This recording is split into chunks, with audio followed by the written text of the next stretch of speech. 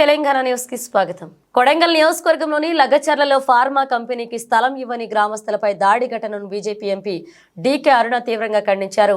Pharma కంపెనీలపై ముఖ్యమంత్రికి ఎందుకంత ప్రేమ అని ప్రశ్నించారు. సంగారెడ్డి సెంట్రల్ జైల్లో రిమాండ్లో ఉన్న 16 మంది లగచర్ల బాధితులతో బీజేపీ ఎంపీలు డీకే అరుణ, ఈటెల రాజేందర్ ములాఖత్ అయ్యారు.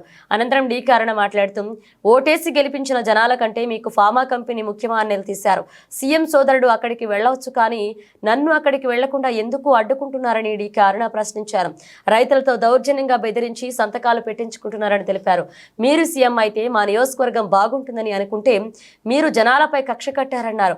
సీఎంకు ఫార్మా కంపెనీలపై అంత ప్రేమ ఎందుకని నిలదీశారు. ఓటేసి గెలిపించిన జనాల కంటే మీకు ఫార్మా కంపెనీ ముఖ్యమా అని సీఎం రేవంత్ రెడ్డి నిలదీశారు. పేదవాళ్లకు ఇప్పటికి కూడా భూమిని నమ్ముకొని బతికే రైతుల భూముల్ని అక్కడ 10 లక్షల రూపాయలకు మాత్రమే ఇస్తామని, 40-50 లక్షల రూపాయలు ఉన్నప్పటికీ కూడా 10 లక్షల రూపాయలు ఇస్తామని చెప్పడమే కాకుండా వాళ్ళు అన్న మాట ఏంటంటే మాకు 10 లక్షలు కాదు, 40 లక్షలు కాదు, తల్లిని పిల్లను వేరు చేస్తే ఎంత పాపం తగ్గుతుందో రైతుల్ని భూమి నుంచి వేరు చేస్తే అంతే పాపం తగ్గుతుంది. రేవంత్ రెడ్డి గారు, నీకు ఓట్లు వేసి గెలిపిస్తే మా వెనుకబడ్డ ఈ కొడంగల్ నియోజకవర్గంలో ప్రజలకు లాభం జరుగుతుందని చెప్పి ఆశించడం కానీ కొండ నాలుకకు మంది ఎత్తే ఉన్న నాలుక పోయినట్టుగా మా భూములు గిట్లా గుంజుకుంటామని చెప్పి ఆశించలేదు రేవంత్ రెడ్డి గారు అని చెప్పి వాళ్ళు ఎన్నిసార్లు ప్రభుత్వ అధికారులు గ్రామాలకు వెళ్ళినప్పటికి కూడా మేము ససేమిరా భూములు ఇవ్వమని చెప్పిండ్రు.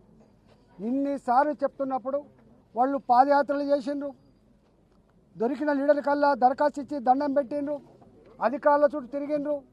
ఇంత ప్రశాంతమైన ఉద్యమం ఇట్లే కొనసాగితే రేపు ఆ నియోజకవర్గంలో రాజకీయంగా నాకు పుట్టగతులు ఉండవనేటువంటి భావించి, నేను తలపెట్టిన ప్రాజెక్టు కనుక అమలు కాకపోతే నా పరువు పోతుందని చెప్పి భావించి వాళ్ళే స్వయంగా ఒక స్కెచ్ చేసుకొని ఈ ప్రజాస్వామికమైనటువంటి ఉద్యమాన్ని హింసకు తీసుకుపోవాలని చెప్పి వాళ్ళే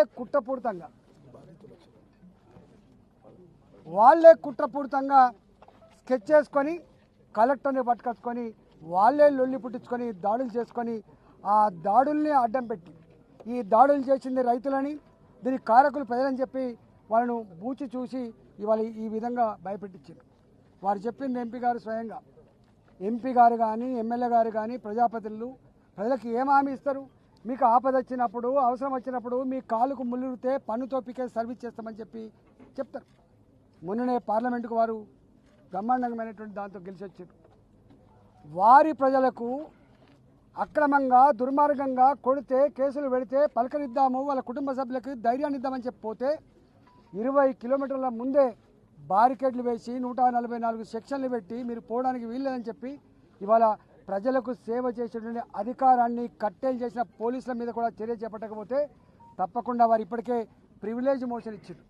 పార్లమెంటు సభ్యులంటే ఇవాళ నీ చీఫ్ సెక్రటరీ కాదు, నీ డీజీపీ కాదు, వాళ్ళకంటే ఎక్కువ ప్రోటోకాల్ ఉన్నవాళ్ళు, బాధ్యత ఉన్న వాళ్ళు అన్నిటికీ మిక్కిలి ప్రజలకు ఏమైనా జరిగితే అండగా ఉండే వాళ్ళను